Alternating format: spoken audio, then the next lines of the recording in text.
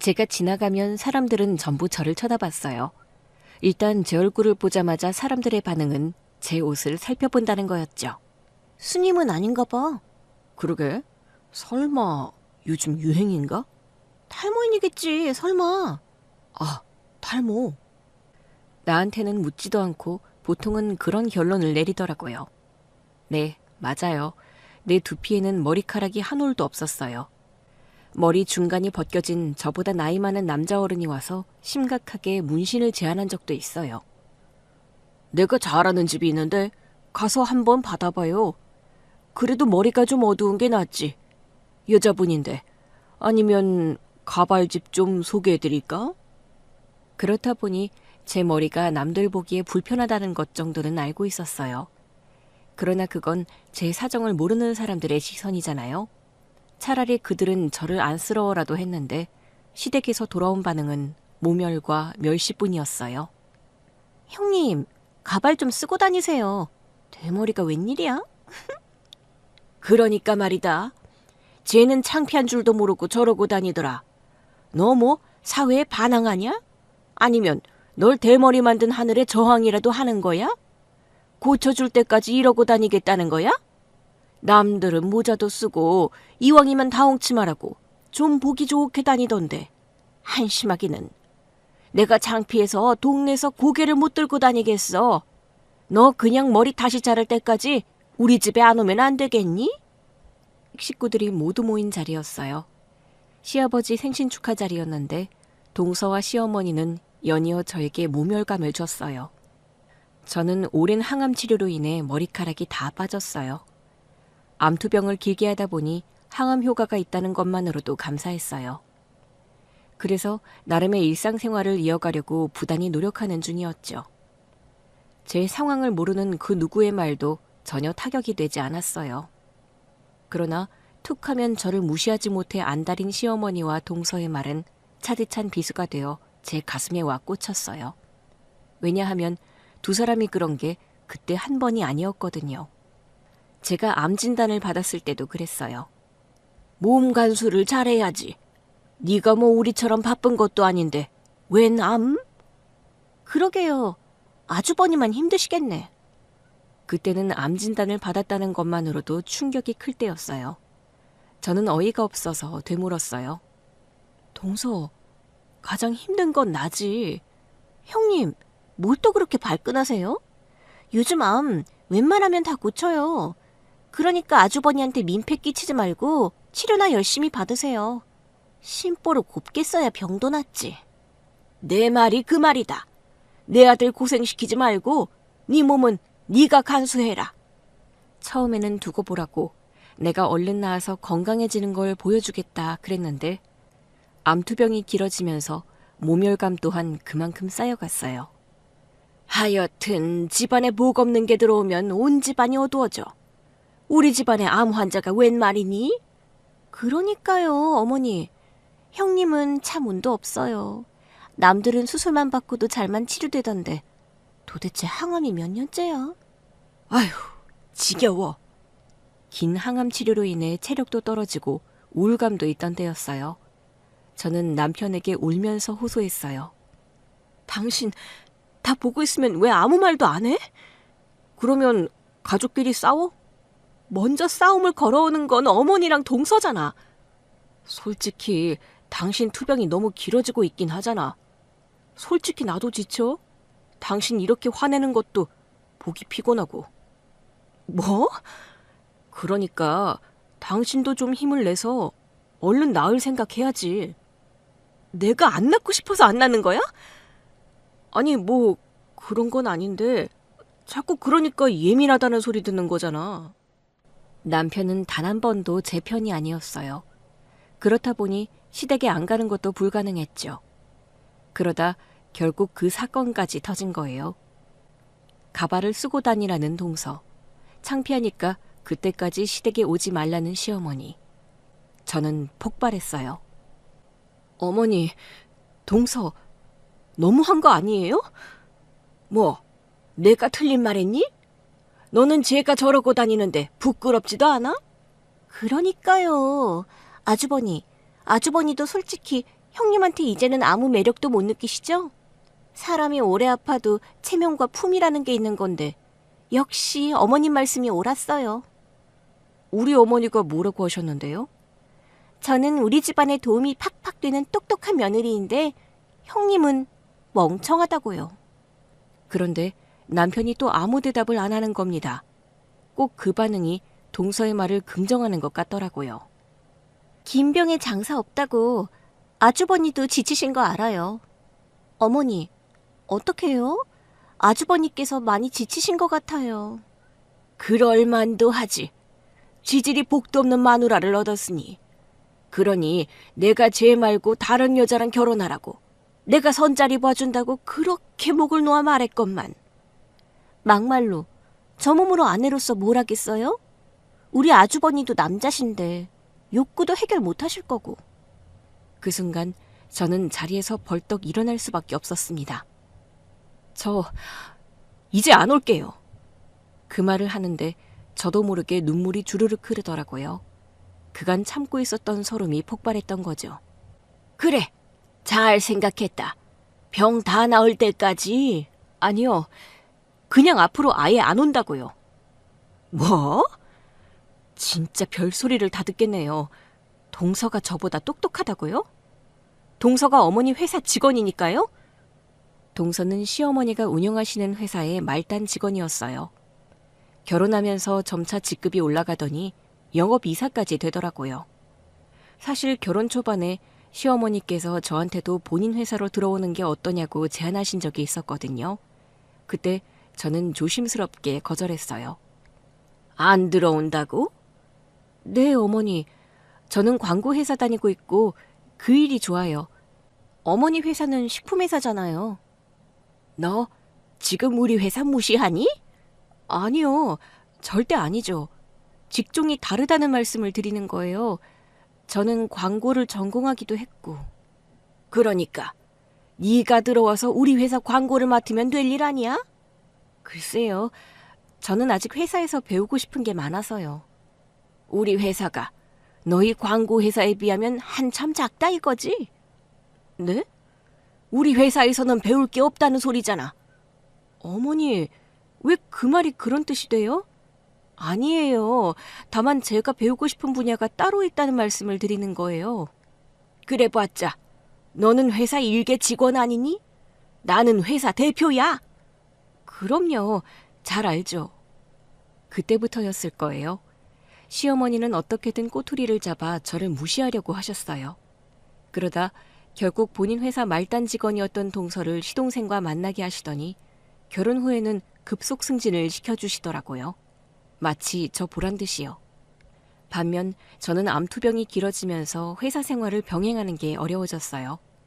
결국 저는 퇴사했고 그때도 시어머니는 저를 보란 듯이 비웃으셨어요. 그러니까 들어오라고 할 때 들어올 것이지. 남의 회사라는 게 원래 그런 거거든. 아픈 직원 좋다는 회사가 어디 있어. 그래도 우리 회사에 있었으면 아파도 휴직 처리해 줬을 텐데 말이야. 제가 다니던 회사도 해주겠다고 했는데 투병 기간이 얼마나 길어질지 몰라서 제가 못 받았어요. 그렇게라도 말해야 자존심이 좀 지켜지겠지. 그 모든 기억이 떠오르면서 진절머리가 나더라고요. 그래서 시어머니와 동서는 물론 시댁 식구들이 전부 보는 앞에서 남편에게 말했어요. 우리 이혼해. 순간 남편이 어이가 없다는 표정을 짓더라고요. 여보, 갑자기 왜 그래? 아무리 아파서 예민하다고 해도 이건 좀 심하잖아. 심한 건 당신이지.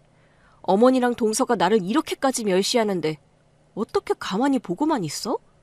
솔직히 재수 씨 말 맞잖아. 당신이 뭐 지금 아내로서 제대로 기능이나 해? 장시간 투병하면서도 살림도 하고 당신 식사 준비도 다 했어. 그게 다잖아. 재수 씨 말이 맞지 뭐. 나도 남자인데 당신은 초저녁부터 잠만 자고. 내가 자고 싶어서 자? 체력이 안 되니까. 그러니까 나도 참는데 왜 당신 입에서 이혼 얘기가 나오느냐 말이야. 뭐? 자존심 상해서 진짜 기껏 참고 살아줬더니 뭐? 이혼? 그래, 까짓것 해. 근데 당신이 먼저 이혼 말한 거야. 나 아무것도 안 내놓을 테니까 맨몸으로 나가. 기가 차더라고요. 남편은 끝내 제 편이 되어주지 않았어요. 물론 그때 바로 이혼을 한 건 아니었어요. 어쩌면 너무 감정적인 선택이었을 수도 있으니까. 차분히 남편과 대화하며 해결하려고 했죠. 그런데 동서의 SNS에 이상한 게시물이 뜬 겁니다. 남편이 구토하는 듯한 흉내를 내면서 사진을 보고 있었는데 그 사진에는 제가 민머리로 옆으로 누워서 자는 모습이 담겨 있었어요. 화면에는 제 민머리를 비하하는 듯한 크크크크이라는 자막이 떴고 순간 너무 놀라서 휴대전화를 떨어뜨렸어요. 손이 어찌나 떨리던지. 정확히 다시 보고 싶어도 너무 수치스러워서 볼 수가 없더라고요. 그러나 저는 심호흡을 한 뒤 다시 동서의 SNS를 봤습니다. 그리고 문제의 그 짧은 영상을 녹화했어요. 그리고 그 밤 남편에게 그 영상을 보여주면서 물었어요. 이게 뭐야? 재수 씨가 자기 조회수 올린다고 찍자고 해서. 당신 미쳤어? 아니, 당신 얼굴이 나온 것도 아니고 그냥 재미로 찍은 거잖아. 결국 이혼 절차를 밟게 됐죠. 몸이 아파서 그런지 소송으로 길게 가는 것도 싫었어요. 그래서 정말 내 것만 들고 나가겠다고 하고 이혼 서류에 도장을 찍었어요. 단 저도 조건은 있었어요. 향후 절대 나한테 연락도 간섭도 하지 마. 내가 그런 걸 왜 해? 이혼한 사이에. 당신뿐만 아니라 당신 어머니 동서도 마찬가지야. 시댁 식구들 그 누구도 나한테 연락할 수 없어. 서면으로 합의해. 다들 바라던 일일걸? 당신 같은 빡빡이랑 연락하고 싶은 사람이 어딨어? 순간 남편의 변호사가 남편을 말리더라고요. 그렇게 이혼했어요. 분명 연락하지 않기로 했으면서 시어머니한테 연락 한 통 받긴 했죠. 넌 우리 집의 불행이야. 기어코 내 아들을 이혼남으로 만들어? 너 절대 완치 못 받아. 내가 절대 낳지 못하게 평생 빌 거야. 이걸 제동을 걸어야 하나 고민했는데 그 후로는 아무 연락이 없길래 그냥 한 번 참고 넘어갔어요. 그 일로 전 남편에게 연락하는 게 싫더라고요. 그렇게 저는 아픈 몸으로 모든 상처와 고통을 떠안은 채 혼자가 됐어요. 참 허무하더라고요. 암투병을 하는 내내 남편이 저랑 병원에 간 건 딱 한 번이었어요. 수술하던 날, 그때 빼고는 늘 저 혼자 병원에 다녔어요. 솔직히 그게 당연하다고 생각했어요. 남편도 일을 하고 있으니까 남편에게 피해주고 싶지 않은 마음이 컸거든요. 그러나 돌아보면 부부라면 그래서는 안 됐던 것 같아요. 힘들어도 같이 버티고 같이 이겨내야 했는데 배려한다는 게 결국 나만 혼자가 되는 결론이 돼버리더라고요. 이혼 후 분명 나타나고 있었던 항암 효과는 다시 사라졌고 항암 부작용으로 인해 저는 시간제로 하고 있던 일조차 할 수 없게 됐어요. 돈이 부족해지면서 반지하 원룸으로 이사까지 가야 했죠. 그럼에도 이대로 주저앉으면 안 된다는 생각은 있었어요. 다시 항암 치료를 이어가면서 밤에는 공부를 시작했어요. 부족한 재정 상태였지만 마지막이라 생각하고 건 승부수였어요. 그리고 5년 뒤 저는 병원 옥상에 서 있었습니다. 그림자로 재비친 모습이 경이로울 정도였어요. 저는 머리카락을 휘날리며 하늘을 봤어요. 이제 진짜 못할 게 없을 것 같아. 저는 놀랍게도 완치 판정을 받았어요. 이혼하고 스트레스가 극심해서인지 항암 효과마저 없었던 것이 반전을 일으켰어요. 없는 돈을 털어 야간에 공부를 하고 낮에는 치료를 받았는데 결국 의지가 병을 이긴 것 같아요. 병원에서도 놀랍다고 하더라고요. 그래서 완치 판정을 받은 날 처음으로 병원 옥상에 올라가 본 거죠. 이제 이 병원에 환자로 올 일은 없다고 다짐하면서요. 이제 누가 날 비웃나? 두고 보자고. 없는 돈을 털어 했던 공부는 바로 코딩이었습니다. 밤마다 코딩 부트캠프에 등록해서 개발을 배웠고 투병하면서 사업을 시작했어요. 제가 선택한 사업은 광고회사 경험을 살린 온라인 커머스 플랫폼 사업이었습니다. 중소상공인들이 자신의 물건을 인터넷으로 판매할 수 있게 플랫폼을 설립한 건데 우리 플랫폼을 통해 소상공인들도 기업과 연결되어 물건을 팔 수 있었어요. 몸이 아프면서 누군가를 도울 수 있는 사업을 하고 싶더라고요. 기업과 연결되기 힘든 소상공인을 기업에 연결해 줄 수 있다면 이득을 내면서도 의미를 찾을 수 있지 않을까 싶더라고요. 그렇게 시작한 회사가 3년 만에 연매출 800억을 돌파했어요. 혼자서 거래처를 뚫기 힘들고 납품도 어려운 소상공인들이 우리 플랫폼으로 몰려들었어요. 거래는 물론 배송, 정산, 위생관리까지 다 처리해 주다 보니 판매에만 집중할 수 있는 게 가장 큰 장점이었죠. 소상공인들은 판로를 확대하고 안정적인 수익을 확보할 수 있어서 좋고 기업도 여러 업체를 쉽게 비교하고 선택할 수 있으니 효율적인 구조였어요. 그 덕분에 저 역시 연 800억이라는 수익을 낼 수 있었고요. 회사가 성장하면서 여기저기서 인터뷰 요청이 많이 들어왔어요. 회사 설립 3년 만에 연매출 800억을 달성하셨는데요. 소회를 밝히신다면요? 기적 같죠. 3년 전에 혼자 이 회사를 시작할 때만 해도 생각지도 못한 성공입니다. 혁신적인 모델을 만든 게 투자 성공 요인이었어요. 덕분에 시작이 탄탄했죠. 제가 듣기로는 그냥 성공이 아니던데요. 역경을 딛고 성공하셨더라고요. 정말 그랬죠. 사실 3년 전 이 회사를 시작할 때만 해도 저는 암 환자였어요. 그것도 오랜 항암 치료로 머리카락도 다 빠졌었고요. 사업을 해야 하니 가발을 쓰고 다녔는데 어떤 날은 치료만으로도 힘들어서 가발조차 버거웠었어요. 지금은 어떤 상태세요? 제 머리가 가발 같나요? 진짜 같나요? 육안으로 봐서는 전혀 모르겠는데요. 혹시 가발인가요? 기자가 난감해하며 대답하기에 저도 모르게 웃음이 났어요. 난처해하실 거 없어요. 진짜 머리니까. 저 이번에 완치 판정도 받았어요. 와, 정말요? 암 투병하셨다는 얘기는 알고 있었지만 완치되신 건 몰랐습니다.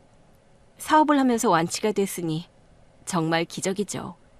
제 두피에서 이 머리카락이 다시 자랐다는 것도 기적이고요. 정말 대단하시고 축하드립니다. 사진을 보니 머리가 아주 짧으시던 때가 있던데 혹시... 네, 머리카락이 자라기 시작하면서 가발을 벗어 던졌어요. 너무 까까머리라 당황하는 사람들도 있었지만 저는 제 머리가 너무 좋더라고요. 저더러 가발이라도 좀 쓰고 다니라고 무안을 주던 사람들이 있었거든요. 잠깐만요. 항암 치료 때문에 머리카락이 빠지셨던 거 아니에요? 머리카락은 물론 눈썹까지 빠졌었죠. 그런 분에게 가발이라도 쓰고 다니라고 했다고요? 네, 보기 흉하다고요. 그때만 해도 제 두피에서 머리카락이 다시 자라게 될 줄 몰랐어요.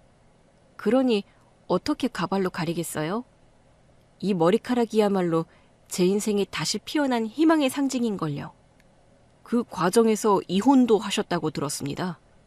네, 정확히 5년 됐네요.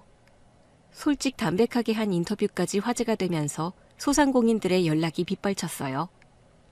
제 이야기를 통해 희망을 봤다면서 계약할 수 있냐는 문의가 평소에 배가 됐다고 하더라고요. 그렇게 사업은 나날이 확장됐어요. 학교 급식은 물론 프랜차이즈, 카페 체인까지. 저는 직접 품질을 관리하고 공급사를 모집했어요.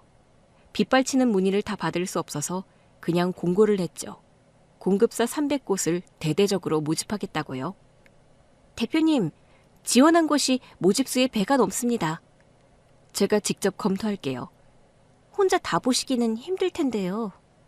그래도요. 사업 확장이잖아요. 이런 때일수록 더 긴장하고 제가 직접 검토해서 초석을 잘 닦는 게 중요해요. 네, 알겠습니다. 저도 옆에서 돕겠습니다. 감사하게도 좋은 직원들이 모여서 저를 참 잘 도와줬어요. 특히 제 측근으로 일하는 모든 직원은 설립 초기에 뽑은 직원들이었죠. 제가 아플 때부터 옆을 지켰던 사람들이라 그런지 가족보다 더 가족처럼 제 건강을 걱정해줬어요. 심지어는 제 정기검진 날까지 서로서로 표시했다가 알려주는 고마운 사람들이었죠. 그런데 지원 서류 더미 사이에서 놀라운 이름을 발견하게 됐어요. 이게 누구야? 저도 모르게 헛웃음이 다 나오더라고요. 회사 이름을 보니 제가 제대로 본 게 맞더라고요. 재밌네. 제가 혼잣말을 중얼거리자 비서가 다가오더라고요. 대표님, 무슨 일 있으십니까? 퇴근하라니까 왜 아직도 안 갔어요? 걱정돼서요. 대표님께서 자꾸 무리하시면 제가 걱정돼서 퇴근을 못하죠. 알겠어요. 오늘은 여기까지만 보고 갑시다. 우리 이번 공고 면접 말이에요. 네, 면접관들도 거의 다 꾸려진 상태입니다. 나도 넣어줘요. 대표님께서 직접이요? 네, 아무리 바빠도 이 면접을 내가 직접 봐야겠어요. 저는 콧노래까지 흥얼거리며 퇴근했고 비서가 어리둥절한 표정을 짓더라고요. 이렇게 재밌는 일이 다 벌어지다니 참 별일이다 싶었죠. 그 사이 제가 지난번에 했던 인터뷰 영상이 방송에 공개됐어요.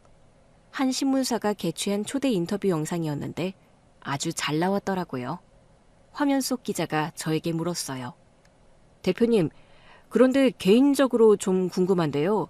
대표님께 가발을 쓰라고 했던 사람들이 누구일까요? 투병 중에 이혼하신 것도 그렇고 이상한 생각이 들어서요. 생각만으로도 이상하죠? 맞아요. 한때는 가족이라고 느꼈던 시댁 식구들이요. 네? 시댁 식구들만 그랬으면 그냥 안 보고 살았으면 됐는데 남편이 제 편이 아니었어요. 심지어는 머리카락이 다 빠진 제 민머리 사진으로 동서랑 저를 비하하는 영상까지 찍어서 SNS에 올렸던 사람이에요. 전 남편이요? 네. 정확히는 동서 SNS에 올린 건데 제 민머리 사진을 보면서 남편이 구역질하는 영상이었어요. 아마 지금도 어디 남아서 떠돌고 있을걸요. 제 영상에는 어마어마한 댓글이 달렸어요. 그 영상을 본 적이 있다는 사람들도 등장하더라고요. 어? 나 그거 예전에 봤는데? 영상 보고 저게 뭐야 그랬는데 어쩐지 이상하더라. 나도 본 것 같아요. 되게 이상한 영상이었는데 의미도 없고 재미도 없고. 너무하네요. 아픈 와이프의 민머리를 희화화하다니. 사람도 아니었네요. 이혼하고 인생 역전. 진짜 보고 배워야 한다. 나도 남편이랑 시댁에 무시당하고 이혼했는데 꼭 대표님처럼 인생 역전하고 말겠음. 인터뷰 영상 밑에 달린 댓글을 보는데 마음이 짠하더라고요. 그게 면접 하루 전날이었어요. 마치 운명의 장난처럼 말이죠. 면접 당일 저는 면접실로 들어가 가운데 자리에 자리를 잡았어요. 몇 팀의 면접이 지나고 저를 깜짝 놀라게 했던 지원팀의 면접이 이어졌죠. 안녕하세요. 안녕하십니까. 낯익은 얼굴들의 등장에 저도 모르게 입꼬리가 올라가더라고요. 우리 회사 공고에 지원해 저를 놀라게 한 사람들은 다름 아닌 전 시어머니와 전 동서였습니다. 저희는 아주 유서 깊은 식품업체로 선정하셨을 때 아주 좋은 결과를 안겨드릴 자신이 있습니다. 네, 저희 지원서를 편견 없이 봐주시면 좋겠습니다. 시어머니와 동서가 대표와 영업이사 자격으로 면접에 들어왔더라고요. 그런데 아주 긴장한 눈치가 역력했어요. 저는 모른 척 지원서를 보고 있었죠. 대표님, 하실 질문 있으십니까? 옆에서 같이 면접을 보던 이사가 묻더라고요. 그럼요. 순간 전 시어머니와 전 동서가 얼어붙는 게 보였어요. 저는 고개를 들어 두 사람을 똑바로 보며 인사를 건넸습니다. 여기서 뵙네요. 5년 만이죠?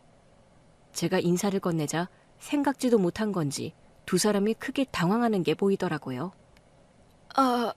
예, 대표님. 잘 지내셨죠? 제 머리는 어때요? 예? 머리 가발 아니시라고. 인터뷰를 보셨군요. 네, 봤죠. 머리 많이 자라셨네요. 이제 좀 볼만한가요? 네? 네. 전 동서가 제 눈을 슬슬 피하더라고요. 저는 미소를 지으며 말했어요. 왜들 그렇게 얼어 있어요? 초면도 아닌데 편하게 하세요. 면접 잘 보셔야죠. 회사 사정도 어려운 것 같던데. 예? 아, 그게... 전 시어머니가 제 주변에 앉아있는 면접관들 눈치를 보면서 말했어요. 참, 경기가 어렵다 보니 저희처럼 유서 깊은 식품업체도 설립하신 지는 15년 정도 됐네요. 예? 예. 그렇죠. 대표님도 잘 아시겠지만 제가 참 열심히 일궈 온 회사예요. 그러니까요.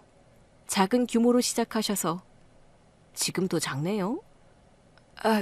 그게 우리 규모도 지원할 수 있다길래. 규모가 문제는 아닌데 회사 성장세가 너무 낮달까요? 그간의 고충이 심하셨겠다 싶어서요. 저는 이 회사가 늘 이렇게 어려운 줄은 몰랐네요. 영업 이사님도 같이 오셨으니까 대답해 보시죠. 회사 성장률이 왜 이렇게 낮은 겁니까? 그게요. 저는 그저 영업이사로서 최선을 다할 뿐이고 대표님의 경영 철학에 따라가다 보니. 그러면 대표님의 경영 철학에 무슨 문제라도 있었나요? 예? 전 동서가 또 화들짝 놀라더라고요. 그렇다기보다는 그러니까 그것이... 말씀을 좀 똑똑하게 해보시죠. 원래 사내에서 대표님께 똑똑하다는 평가 많이 받으셨잖아요. 그렇긴 한데... 그것도 다 옛말이에요. 네? 그러니까 대표님이 5년 전에 보실 때만 해도 그랬는데 얘가 헛똑똑이더라고요. 뭐 일을 제대로 해야 말이죠. 말단에 있던 걸 영업이사 시켜줬더니 놀고 먹고 시어머니 회사라고 편한 건지 도움이 일절 안 됐어요. 동서가 원망스러운 얼굴로 자기 시어머니를 보더라고요. 참 이상하네요. 5년 전만 해도 그렇게 능력 있다고 칭찬하셨던 둘째 며느님이 갑자기 무능력해지기라도 하셨다는 거예요? 그때도 말단에서 영업이사 시켜주신 건 사장님 아니신가요? 그렇죠. 주변 면접관들이 당황하면서 저를 보더라고요. 대표님, 혹시 아는 분들이십니까? 네, 잘 아는 분들이죠. 그래도 면접은 아주 공정하게 봐야 합니다. 예, 그럼요. 왜냐하면 이 회사 문제가 좀 있어 보이네요. 서류 전형은 어떻게 합격했지? 사실 서류 전형의 최종 합격을 결정한 건 저였어요. 맞다. 제가 했죠. 제가 참 실수를. 그래도 면접까지 왔는데 기회는 한 번 드려야겠죠? 전 시어머니를 보며 묻자 그분이 납작 엎드리는 자세로 그랬어요. 기회만 주시면 뭐든 다 하겠습니다. 그러면서 자기 며느리 옆구리를 쿡 찌르더라고요. 저도요. 저도 뭐든 다 할게요. 두 사람의 비굴한 모습에 조금도 웃음이 나지 않았어요. 보는데 그냥 좀 착잡하더라고요. 저희 공무는 어디까지나 공정한 기준으로 뽑습니다. 저한테 그런 다짐까지 하실 필요는 없어요. 다짐이 아니라 충성서약입니다. 충성이요? 아니, 왜 저한테 충성을... 본인이 한 회사의 대표시잖아요. 이제부터는 대표님이 제 상전이죠. 저는 그럴 각오로 왔습니다. 그게 되시던가요? 그럼요. 먹고 사는 문제 앞에서 뭔들 안 되겠어요? 저는 대표님을 상전으로 모실 각오로 온 겁니다. 우리 회사를 살리기 위해선 뭐든 해야죠. 지금 회사 구조를 보니 직원이 딱 한 명이네요. 옆에 계신 영업이사님이 그 한 명이고요. 그게 회사가 어려워지다 보니 다른 직원들은 내보내게 됐어요. 그런데 판매는 어떻게 하시려고요? 저희랑 계약하신다고 해도 직원이 이렇게 없으면 물량 맞추는데 분명 문제가 될 텐데요. 계약이 되면 그때 뽑으면 되죠. 저희도 다 계획이 있습니다. 계약이 되고 나서야 직원을 뽑겠다. 그러면 손발이 하나도 안 맞을 거고 일도 배울 시간이 필요할 텐데 저희가 원하는 퀄리티, 그러니까 품질이 안 나올 가능성이 높지 않을까요? 대표님, 편견 없이 보신다면서요. 저 15년을 회사 운영한 사람이에요. 어떻게 보면 대표님보다 더 오래 회사 운영을 했단 얘기입니다. 아무리 작아도 15년을 유지하는 게 어디 쉽나요? 다 제가 수완이 있었다는 거죠. 보세요. 이 공고에서도 서류 전형까지 합격했잖아요. 도대체 무슨 생각으로 내 회사까지 왔을까 싶어 합격시켜 본 건데 착각이 대단하더라고요. 아, 그러면 서류에 첨부하신 운영 계획서부터 설명해 주시죠. 제가 보기엔 지금 인력으로는 이 운영 계획이 실행되기 어려울 것 같아서 그렇습니다. 아이고 참, 우리 대표님이 답답하신 성격이네. 하긴 원래도 좀 그러시긴 했지만 제가 말씀드렸잖아요. 계약하면 바로 인력 보충된다고요. 제가 하면 하는 사람이에요. 운영계획 실행 능력 미달에 품질 미달. 위생 점수는 C입니다. 그러니까요, 이사님. 이 점수면 사실상 서류 전형도 통과 못할 점수 아닌가요? 사실은 그렇습니다. 제가 아무래도 큰 실수를 한 것 같은데 어떡하죠? 대표님, 그러시면 안 되죠. 어쨌든 서류 합격을 시켜주셨으면 똑같은 기준으로 판단해 주셔야죠. 그러니까요. 그러려고 했는데 사장님과 이사님이 참 똑똑하신데 제 말을 잘 이해 못하시는 것 같은데요. 저는 기회를 드리고 싶은데 아무리 봐도 자격이 미달이라는 얘기를 한 거예요. 예? 둘째 너 뭐해? 네가 말 좀 해봐. 제가요? 결국 전 동서도 꿀먹은 벙어리처럼 아무 대꾸를 못하더라고요. 그러면 다음 면접을 위해 마치죠. 잠깐만요, 대표님. 이러시면 안 되죠. 아무리 과거에 안 좋은 감정이 있었다고 해도 이렇게 면접을 마치는 게 어딨어요?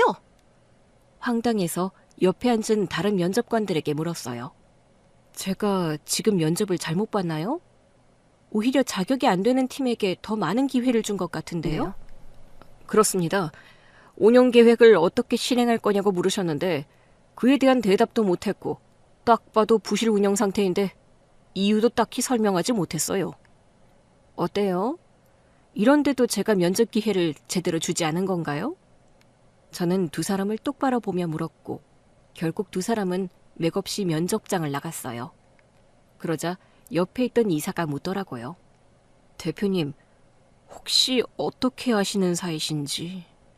과거 시어머니 동서였죠. 예? 평소 표정 변화가 크지 않던 이사도 깜짝 놀라더라고요. 저는 미소를 지었어요. 그렇게 오전 면접을 마치고 나오는데 전 시어머니와 동서가 저를 기다리고 있더라고요. 대표님! 어머, 아직 안 가셨어요? 저는 다른 면접관들에게 먼저 식사를 하러 가라고 했어요. 두 사람이 제 인터뷰 속 시댁 식구들이라는 것을 안 면접관들은 표정이 안 좋았어요. 그들이 사라지자 두 사람이 본색을 드러내더라고요. 예, 너 너무한 거 아니니? 그래요, 형님. 우리가 얼마나 어려웠으면 형님을 찾아왔겠어요? 참 이상하네. 우리가 어렵다고 서로 도움을 주고받을 사이는 아니잖아. 예, 그래도 한때는 내 아들이랑 한 침대 쓰던 사이였잖아. 무슨 그런 말씀을. 벌써 5년 전 일이에요. 그때랑 저 많이 다르지 않아요? 이렇게 머리카락도 잔뜩 있고. 예, 너 설마 그때 우리가 한 소리를 아직도 마음에 담고 있는 거니? 그러게요. 형님, 그때는 솔직히 보기가 좀 그랬잖아요. 보기 어땠는데? 세상 사람들 다 잡고 물어봐요. 그때 형님 몰골은 아무래도 거북했죠. 그래서 날 조롱하는 영상을 SNS에 올렸던 거야? 형님, 안 그래도 형님 인터뷰 때문에 사람들이 제 SNS에 찾아와서 메시지 보내고 난리가 났어요. 그래서 형님 인터뷰도 보게 됐어요. 그래서 그 영상은? 비공개로 돌렸죠. 근데 이미 제 아이디가 다 알려져서. 아니, 이렇게 잘 나가시면서 꼭 옛날 얘기까지 하셔야 했어요? 내가 내 얘기 한 건데 왜? 나한테는 고통이자 성장의 발판이었어. 덕분에 결국 암투병도 이겨냈고. 그래서 기회를 준 건데 왜 이렇게들 기회를 못 잡아? 그래, 맞네. 우리 덕분에 네가 이 약 물고 이렇게 성공한 거네. 그러면 마음을 좀 곱게 써야지. 너 지금 성공했다고 뭐 천년만년 성공만 하고 살 것 같니? 이러다 회사 망하면 너도 우리 꼴 나는 거야. 저기요. 뭐, 저기요? 이게 참 호칭이 어렵네요. 우리랑 계약하신 것도 아닌데 사장님 하고 부르기도 어렵고, 더더구나 저를 대표가 아닌 전 며느리로 보시고 있는 상황에서 어머니라고 할 수도 없고요. 아무튼 저기요. 우리 회사는요. 제가 망해도 회사는 망하기 어려워요. 이미 상장도 했고요. 대개 회사랑은 이미 규모부터 비교 대상이 안 된다는 뜻입니다. 그래서 우리 회사 공고에 지원하신 거잖아요. 아니, 예. 그러니까 너도 좀 우리 사정을 봐주면 안 되겠냐는 거잖아. 우리가 뭐 큰 거 바래? 그냥 300구 중에 하나 정도는 우리한테 줘도 되잖아. 면접을 좀 잘 보시지 그랬어요? 저는 기회를 이미 드린 건데. 사실은 네가 마음만 먹으면 우리 하나 받아주는 건 일도 아닐 거 아니야. 아, 그런 걸 바라고 기다리신 거구나. 너도 생각해봐라. 내가 오죽하면 너를 찾아왔을까? 우리 집안 망하기 직전이야. 네 시아버지는 젊은 시절부터 여자 만나고 술 먹으면서 허송세월한 사람이고, 그래서 내가 온갖 일을 하다가 회사까지 차린 거 너도 알잖아. 네가 그런 내 회사를 무시하니까 내가 그때부터 네가 미웠던 거 아니겠어? 나중에 생각해보니 그랬던 것 같더라고요. 그걸 알았다고? 제가 어머니가 생각하시는 것보다는 머리가 좋은 편인 것 같아요. 회사도 이렇게 일군 거 보면. 순간 전 시어머니도 할 말을 잃은 눈치였어요. 그러자 전 동서가 또 나서더라고요. 형님, 저는 솔직히 지원하고 싶지 않았어요. 그래? 왜? 저는 좀 똑똑하잖아요. 딱 봐도 안 될 것 같더라고요. 솔직히 형님이 우리한테 일을 주실 리가 없잖아요. 제가 처음부터 어머니한테 그랬어요. 서류 합격시킨 것도 이상하다. 분명 우리 약 올리려고 한 거다. 그랬구나. 그렇게 생각했다면 똑똑하다는 자기 평가에 반론을 좀 제기하고 싶네. 예? 나는 또 본인 회사에 대한 자각이 좀 있는 줄 알았지. 그랬으면 동서의 안목을 조금은 높게 봤을 텐데 말이야. 혹시 그러면 저도 이 회사에 지원할 수 있나요? 뭐? 형님, 사실 저 어머니 회사 탈출하고 싶어요. 이 회사는 가망이 없어요. 돈 아낀다고 직원들 다 내보내고 저랑 어머니 둘이 운영하는데 진짜 너무 힘들어요. 이건 뭐 영업이사가 아니라 그냥 공장 직원이라니까요. 남편한테 힘들다고 좀 도와달라고 해도 거들떠보지도 않고 아주버니도 일도 안 하면서 안 도와요. 그 사람 회사 안 다녀? 그러자 전 시어머니가 땅 꺼지게 한숨을 내쉬더라고요. 걔 백수야. 백수된 지 꽤 됐어. 회사 잘 다니더니 왜요? 거기서 사고를 쳤나 봐. 유부녀를 오피스 와이프로 뒀다나 뭐라나. 어머니, 그 얘기까지 하시게요? 결국 회사 안에 소문이 다 나서 둘 다 잘렸대. 내가 괜히 이런 소리까지 하겠어? 그러니 우리 집안 사정 좀 봐달라는 거지. 그 오피스 와이프랑 저랑 살 때부터 만났었나 보네요. 그러니 마누라가 암 수술하고 항암 치료하는데도 한 번을 병원도 안 따라갔겠죠. 어디 그뿐이었어요? 어머니랑 동서가 저한테 모멸감을 주는데도 방관했잖아요. 순간 전 동서가 흠칫 놀라더라고요.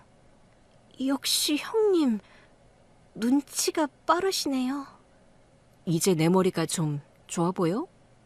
형님도 참 머리 좋으신 거 알죠? 워낙 큰 광고 회사도 다니셨잖아요. 그런데 그때는 왜 그랬어? 아니, 어머님이 시키셔서. 저는 사실 어머님보다 형님이 훨씬 똑똑하신 거 다 알고 있었어요. 갑자기 노선을 너무 바꾸는 거 아니야? 형님, 저 월급도 못 받고 하루 20시간 일해요. 얘, 너만 하니?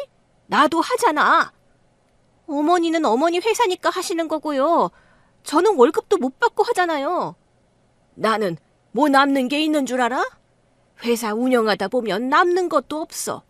내가 뭐 월급 안 주고 싶어서 안 주겠어?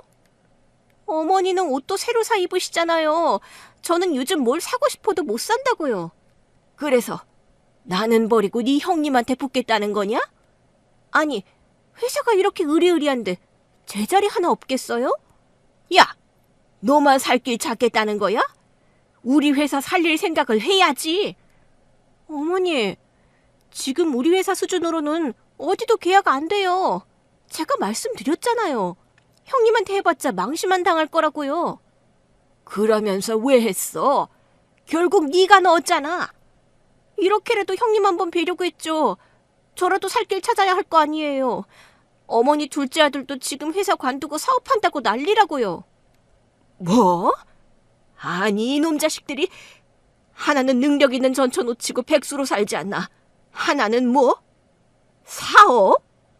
자기가 하면 어머니보단 잘할 거라던데요? 이것들이 진짜. 사실 전 남편에게 여자가 있다는 건 이혼하고 오래 지나지 않아 알았어요.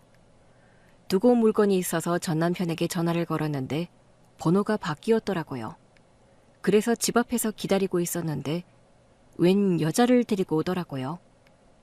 급히 몸을 숨기긴 했지만 그 후로 한동안 가뜩이나 아픈 몸이 더 아팠었어요. 항암 효과가 확 줄어든 무렵이기도 했죠. 그때였어요. 갑자기 전 시어머니가 제 손을 덥석 잡더라고요. 아가, 나 좀 한 번만 살려줘. 나 진짜 열심히 할게. 우리 너 아니면 답이 없어. 적어도 전 시댁이 망하는 걸 보고 싶진 않을 거 아니야. 보통은 저한테 모멸감을 준 시댁이 잘 살기를 바라지도 않죠. 저는 시어머니의 손에서 제 손을 빼냈습니다. 손을 잡을 사이는 아닌 것 같은데요. 그러면 무릎이라도 꿇을까? 어머, 복도 없고 운도 없는 제 앞에서요? 아니지. 너는 복이 넘치게 많지. 운도 좋은 거지. 운이 좋으니까 똥차 같은 내 아들이랑 헤어진 거 아니겠니? 잘 생각해봐. 나랑 네 동서가 너한테 모멸감도 주고 네 남편도 방관하는 바람에 네가 탈출할 수 있었던 거야.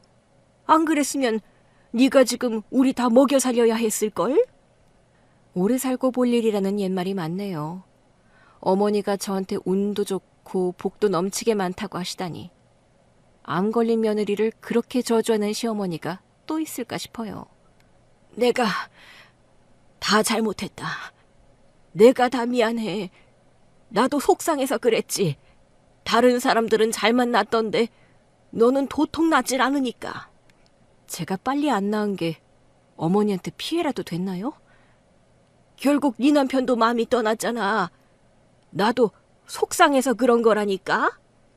제가 아무 대답도 하지 않자 전 시어머니는 냅다 동서까지 데리고 무릎을 꿇으셨어요. 한 번만 기회를 줘. 아니, 기회를 주세요, 대표님. 저희가 잘못했습니다. 얼른 너도 잘못했다고 빌어. 어머니, 그렇다고 저까지 무릎을... 가발 쓰라고 한 건 너였잖아. 네 형님이 인터뷰에서 말한 그거. 그런 영상은 또 왜 올리고? 어머니도 재밌다고 보셨잖아요. 너 조용히 안 해? 두 사람과 말을 더 섞어봤자 딱히 달라진 건 없어 보였어요. 그러나 이제는 5년 전과 사는 모양새가 많이 달라졌죠. 그래서 제안했습니다. 이미 제 민머리 영상 올라온 계정이 동서 SNS 계정인 건 계속 퍼지고 있고, 그런데 내가 그 사람이 있는 회사에 일을 주는 건 좀 그렇잖아요?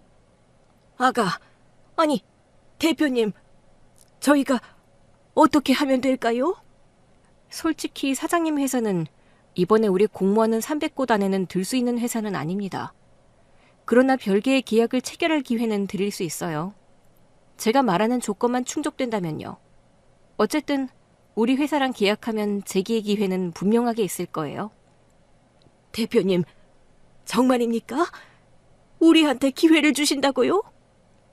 사장님과 영업이사님이 과거 제 시어머니와 동서였다는 게 알려지는 건 시간 문제일 거예요. 이미 SNS상에서 일파만파로 퍼지고 있다고 들었거든요. 그렇죠. 저희도 알고 있어요. 형님, 아니, 대표님, 한 번만 도와주세요. 아니라고 해주시면 안 돼요? 사실이었고 내가 내 입으로 인터뷰한 건데 어떻게 아니라고 해? 나 회사 대표야. 신뢰가 생명이라고. 그러면 저희는 어떡해요? 나를 인격 모독하고 내 민머리를 허락도 없이 영상 올린 거 초상권 침해한 거잖아. 얼굴은 공개가 안 됐는데요? 옆모습이 거의 나였잖아. 그러니까 사람들도 그 영상 보고 내 영상인 걸 안 거고. 눈도 감고 계시는데. 시어머니가 조용히 하라는 듯 동서의 다리를 찰싹 치더라고요. 가만히 들어. 네. 사과문 올려. 네? 신문 일면 광고로 게재해. 그것만 하면 될까요? 그리고 사장님께는 특별한 기회를 드리는 만큼 단가 20% 할인을 제안합니다. 뭐라고요?